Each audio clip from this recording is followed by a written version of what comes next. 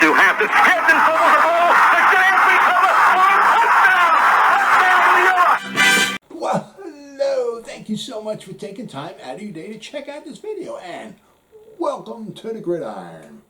And before I get started, I just want to say thank you so much to everyone out there. If anybody's watched my videos at all, or maybe subscribe to my channel, maybe give my videos a thumbs up, or maybe left a comment at all, thank you so much. I greatly appreciate it. I'm just trying to get my channel up and running, and anything at all you can do to help me and my channel out, I greatly appreciate it. So thank you so much. I did a video yesterday on the most, like, whatever, not historical, but, you know, bad losses to the opponents that the Giants are playing to in the 2021 season. Well, there's another article that was out also. I'll leave a description, a link in the description box, so you can read it if you want. But this article, all right, is New York Giants' most memorable victories against their 2021 opponents. All right.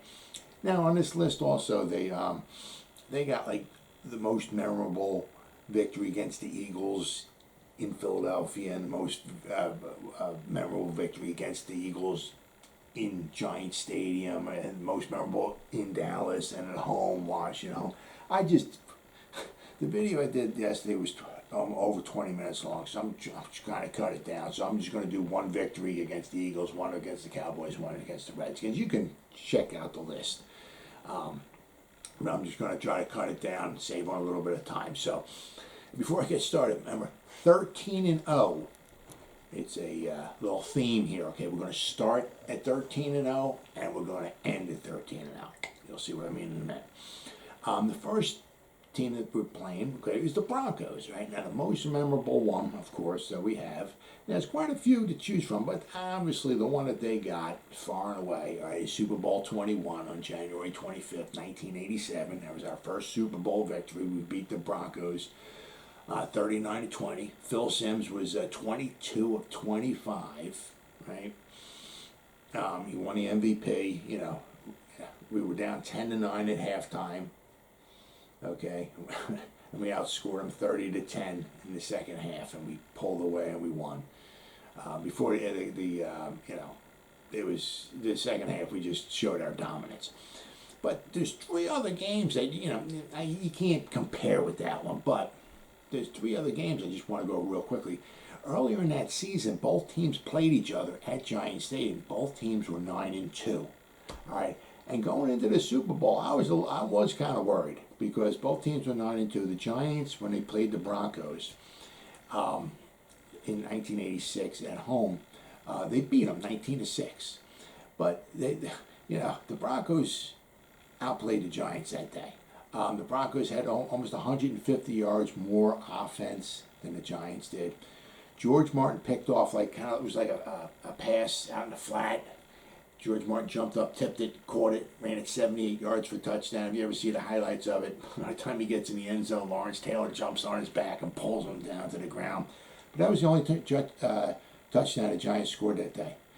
Raul Allegre kicked 4 field goals. So, the Giants won 19-16, but, they were not the better team on the field that day. The Broncos were. So I was a little worried about that when we got to the Super Bowl, but the Giants did anyway. Then the other one, okay, would be 1989 in the snow in Denver. The hit, Gary Reasons hitting Bobby Humphrey on 4th and goal inside like the 1 yard line. You see it. It's on YouTube. He hits Bobby Humphrey. Bobby Humphrey's mouthpiece goes flying. The snow's coming down. Man, what a good game. We won that one 14-7.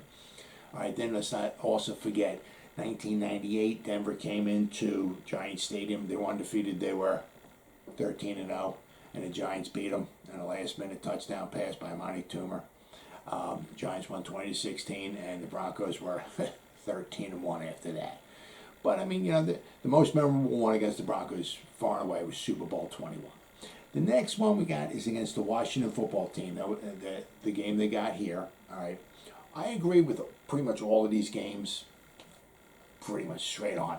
There's just one I disagree on. I'll go over that one when we get to it. But the one they have is the Washington football it was the Washington Redskins when they played them, 1980, the championship game. It was played on January 11th, 1987. The Giants won 17-0. Giants were up 17-0 at halftime, and they cruised to a victory. They held the Redskins to 40 yards rushing on 16 carries. We beat the Redskins, who were a good team. They were a good team that year.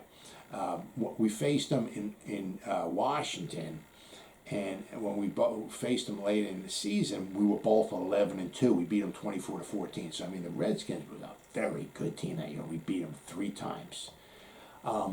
The Giants' defense was so good that day, the run defense. Jim Bird did a video, and he was talking about that game, and he said just the way the Giants' run defense was that game. He said, they just couldn't run against us. And he did like the video like 10 years or so after the game was over. And he was like, yeah, they couldn't run on us at all that day. He's like, matter of fact, that they was still running on us today. Man, if they the next, I guess, 10 years just trying to run the ball on the Giants, he said they still wouldn't have scored a touchdown on us. I mean, the Giants' defense was that fired up. I mean, and they were. It being in the wind and all that, and not only winning 17-0, shutting them out, but going to the Super Bowl. Man, what a magical moment that was. Then the next one they got, is against the Falcons. Then we have that's the 2011 wild card game on January 8th, 2012. The Giants won 24-2. Actually, the Giants were down 2-0 when Eli was called, I believe, for intentional grounding pass in the end zone. It gave the Falcons 2 points, but that was all the points the Falcons were going to score. And that was Eli Manning's only home playoff victory in his career. Imagine that, huh? Then the next one, we have the Saints. Their memorable one is 9/30, 2001. It was the first home game after 9/11. Right? The crowd was on fire. I mean, it was ready to explode. Ron Dane had 19 carries for 111 yards and 1 touchdown, and also included a 55-yard run in that game. And the Giants won a tough one, 21-13. That was a very magical moment. Very magical. You could just feel the energy in that stadium. It was simply amazing. Then the next one they have is against the Cowboys. You can't argue with this one. Our playoff win on January 13, 2008, when we went on to win the Super Bowl. The Cowboys were 13-3. The Cowboys were a good football team that year. Giants wound up winning 21-17, and the last play of the game, or almost the last play of the game, Romer's looking for somebody, throws the ball in the end zone. R.W. McCorder picks the pass off in the end zone, and you just see Jerry Jones' face on the sideline. Just, I'll never forget that. I loved it. Because I believe before the game, I forgot what it was. I think he put airline tickets or something like that on each guy's in their lockers or something like that. To go for the championship game. I think to go to Green Bay. I think it was or something. But he put like tickets, airline tickets, or game tickets or something on everybody's locker before the game started, in anticipation, of course, of beating the Giants. Yeah, get the hell out of here, Jones. Freaking moron. Wonder why the Cowboys haven't won a Super Bowl since, 1995? Get the hell out of here. Then the next game they got is against the Rams. The most memorable victory was, I can't agree, the wild card victory they had on December 23rd, 1984. The Giants won 16-13. But let's not forget, during that season, the Giants went into Los Angeles, and the Rams beat the Giants on September 30th, 1984. They beat them 33-12.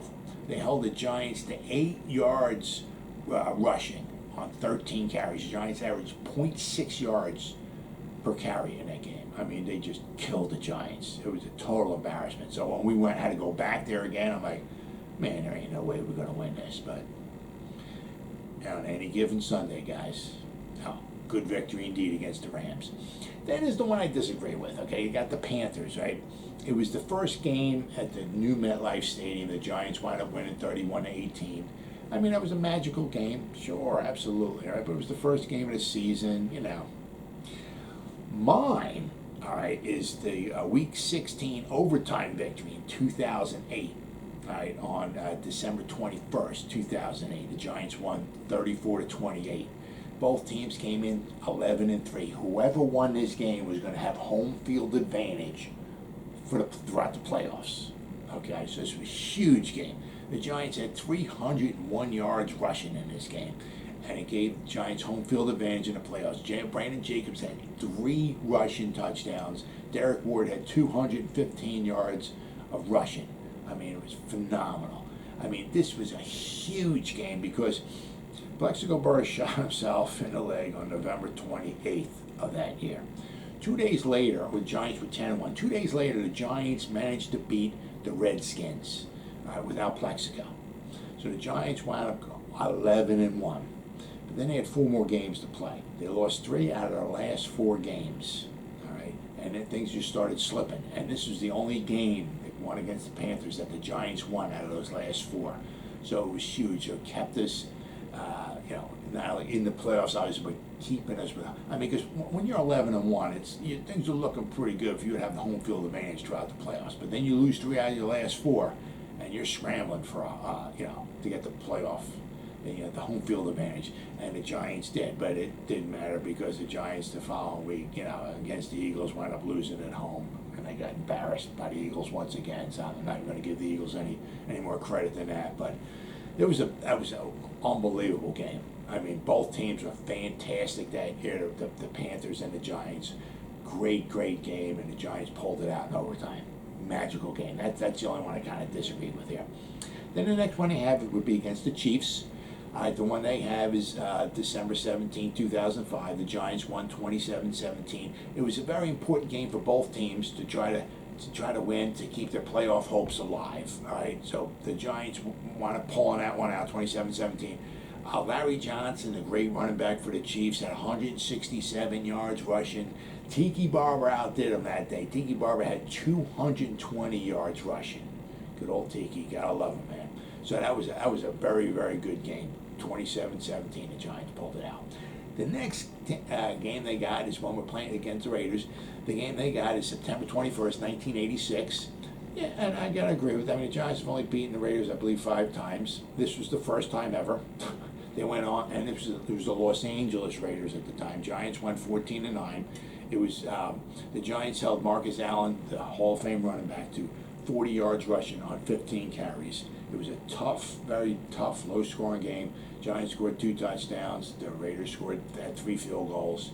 Nobody gave the Giants a chance, but they went and they beat the Raiders for the first time ever, and it put the Giants at 2-1. That was in 1986. That was a magical season. They lost the first game of the season against the Cowboys.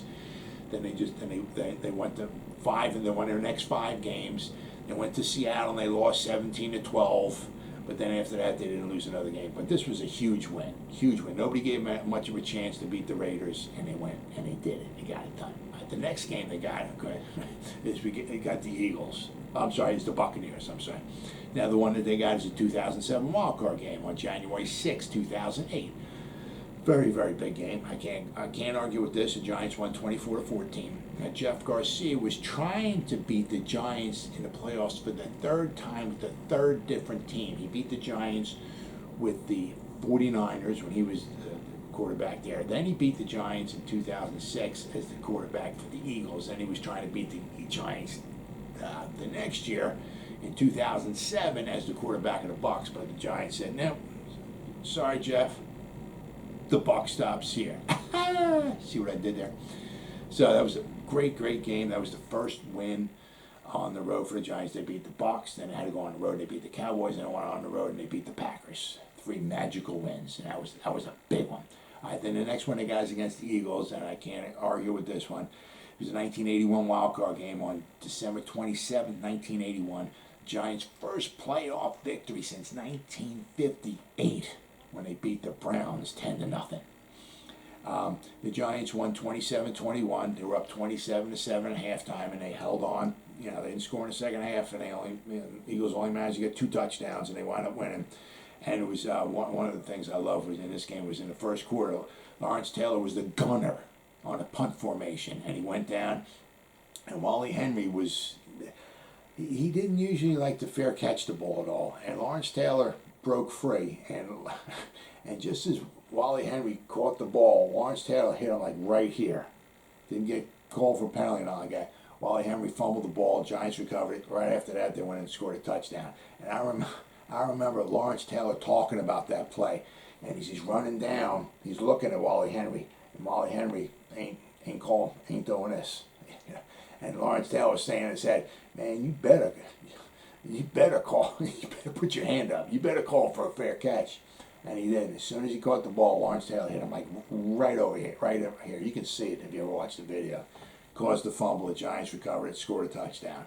Great game. Oh, man, that was so satisfying. Then after that, then they have we're playing the Dolphins. All right, the game that they got. You know, it was September 23rd, 1990. The Giants won 20-3. It was the first meeting ever between Parcells and Shula. Dan Marino, the Giants defense held Hall of Fame Dan Marino in his prime. 14 completions out of 30 pass attempts, 115 yards passing, and 2 interceptions. Man, the Giants shut him down that day. Very impressive. All right, then the next one they have is against the Chargers. All right, that was in September of 1986. That was the second game of the season. It was at home. The Giants held Dan Fouts, another Hall of Fame quarterback. He was 19 out of 43 for 224 yards. He had 1 touchdown pass, but he threw 5 interceptions. And the Giants won that game 20-7. I remember that was a good ass whipping on that one. The Giants, Dan Fouts didn't get sacked a well of a lot in that game. I remember, but he got hurried a lot, and 5 interceptions by a Hall of Fame quarterback. He's also the same guy. This is 1986. Same guy in 1980. Torched the Giants. My video I just did yesterday was the San Diego Chargers are the first team ever to have both wide receivers and their tight end go for over 100 yards each one. Both their wide receivers and their tight end had over 100 yards receiving. That was the first time that ever happened. So Dan Fouts has torched the Giants in the past, but not this day in 1986. Had 5 interceptions. Great victory for the Giants. Then the last one they got here, okay, so now I'm rolling up to like a 17.5 minute video, is the Chicago Bears. Now, this is the 1934 championship game, also known as the sneaker game. The Giants won 30-13. It was played on December 9th, 1934. It was on a frozen field at the Polo Grounds. The Giants were losing 10-3 at halftime. All right, they switched to sneakers. What they did is they had an assistant. His name was Abe Cohen, who worked for Manhattan College. So when the Giants were losing 10-3, neither team really had great footage, but the Bears were a phenomenal team that year. All right. So what they did, they put Abe Cohen in a taxi at halftime. He went to Manhattan College. I think I even heard he might even had to have broken into the gymnasium or whatever. And I've heard all kinds of stories. He came back with 8 pairs of shoes, 10 pairs of shoes, 12 pairs of shoes, whatever. He came back with a bunch of sneakers. I heard just before halftime was over, just before the third quarter started, the Giants, put the sneakers on, because basically guys played both ways. So it wasn't like the offense had 12 or whatever, and then they had to switch and hand them all over to the defense, or the defense. No, guys play both ways. So if you put shoes on, if you're in the game, you're in the game. We'll see you when the whistle blows after 60 minutes. So the Giants put the sneakers on. They got better traction. They scored 27 points in the fourth quarter, and they wound up winning 30-13, and they captured their second NFL title. And we started with 13-0, and we're going to end here with 13-0. And the Chicago Bears going into this game were 13-0. If the Chicago Bears won this game, they would have been the first team ever to go undefeated in a whole season, but wasn't happening this day. Giants made sure of that. Well, as always, guys, thank you so much for taking time out of your day to check out this video. You guys stay safe out there, and go Giants! Woo!